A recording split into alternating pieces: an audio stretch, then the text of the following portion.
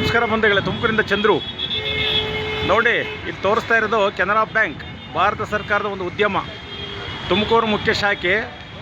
ಈಗ ಏನು ನಮ್ಮ KSRTC ಬಸ್ ಸ್ಟ್ಯಾಂಡ್ ಹೊಸದಾಗಿದೆಯಲ್ಲ, ಅದ್ರ ಪಕ್ಕದಲ್ಲೇ ಇದೆ ಈ ಬ್ಯಾಂಕು.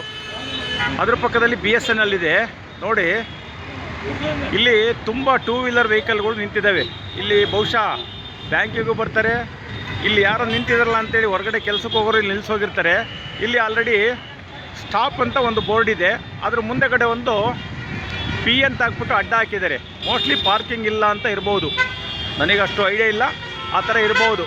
ತುಂಬ ಜನ ಹೇಳಿದರು, ಇಲ್ಲ ಚಂದ್ರಣ್ಣರೇ ಅದು ಪಾರ್ಕಿಂಗ್ ಮಾಡೋಂಗಿಲ್ಲ ಅಂತಲೇ ಇರೋದು. ಅದು ಗೊತ್ತಿಲ್ಲ ಪಾಪ ಯಾರಿಗೂ.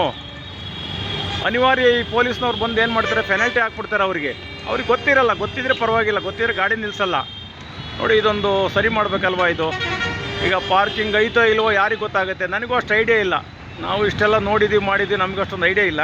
ಇದು ಪಾರ್ಕಿಂಗ್ ವ್ಯವಸ್ಥೆ ಇದ್ದರೆ ಪರವಾಗಿಲ್ಲ, ಜನರಿಗೆ ತೊಂದರೆ ಆಗೋಲ್ಲ.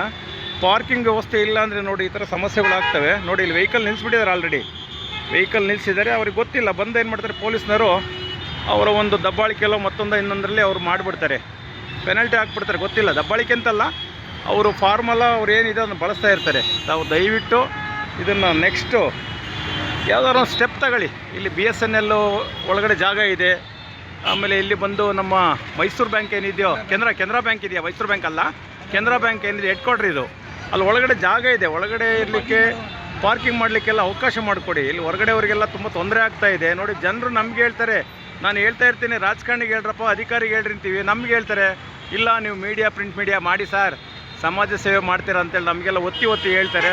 ನಾವು ಅದನ್ನು ಜನ ಹೇಳಿದ್ದಾರೆ ಅಂತ ನಾವು ಮಾಡಲೇಬೇಕು. ಜನಕ್ಕೆ ನಾವು ಗೌರವ ಕೊಡಲೇಬೇಕು.